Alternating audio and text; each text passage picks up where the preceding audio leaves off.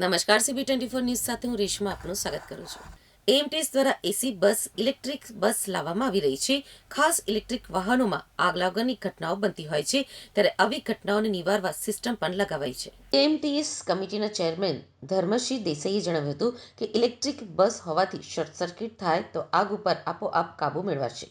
Battery સેક્શનમાં નિયત માપથી વધુ તાપમાન વધતા શોર્ટ સર્કિટ થાય તો ઓટો ફાયર સિસ્ટમ કાર્યરત થઈ જશે. ડિજિટલ ફોર્મેટ હોવાથી બસના સોફ્ટવેરને હેક ન કરી શકાય એવી ડિજિટલ સુરક્ષા રખાઈ છે. તમામ બસનું દર વર્ષે એકવાર ડિજિટલ ઓડિટ કરવામાં આવશે.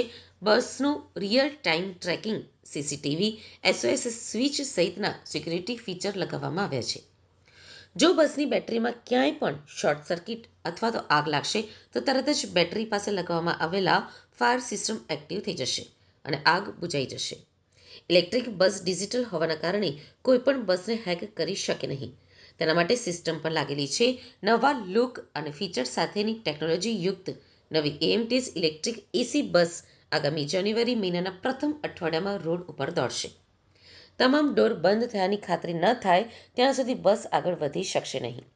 20 કિલોમીટરથી ઓછી સ્પીડ હશે ત્યારે બસમાંથી ખાસ સાઉન્ડ આવશે, જેથી માર્ગ ઉપર રાહદારીને વાહન આવતું હોવાની જાણ થશે. એરો ઈગલ કંપની સાથે પ્રતિ કિલોમીટર બસ દોડાવવાના કરાર મુજબ બસ લેવામાં આવી છે. AMTS દ્વારા બસ ખરીદી માટે કોઈ ખર્ચ કરવામાં આવ્યો નથી. પ્રતિ કિલોમીટર લેખે કંપનીને પૈસા ચૂકવવામાં આવશે. નવી ઇલેક્ટ્રિક એસી બસમાં અદ્યતન ફીચર્સ લગાવવામાં આવેલા છે. ઇલેક્ટ્રિક બસમાં અવાજ આવતો નથી, ત્યારે ગમે ત્યારે બસના અકસ્માત થઈ શકે છે. જો બસ 20 કિલોમીટર પ્રતિ કલાકની સ્પીડે ચાલશે તો તરત જ તેમાંથી અવાજ આવશે, જેથી રોડ ઉપર બસની આગળ જનારા વ્યક્તિ અથવા તો વાહનને તરત જ ખબર પડશે કે પાછળ ઇલેક્ટ્રિક બસ આવી રહી છે, જેથી અકસ્માતને નિવારી શકાય. બસમાં 3 CCTV કેમેરા લગાવવામાં આવ્યા છે. તેમજ ક્યારેય આગ અકસ્માતની ઘટના બને તો તાત્કાલિક ધોરણે બહાર નીકળવા માટે ઇમરજન્સી એક્ઝિટના ગેટ લગાવવામાં આવ્યા છે, જેમાં હથોડી વડે કાચ તોડી શકાશે. ટોટલ 100 બસ આવવાની છે.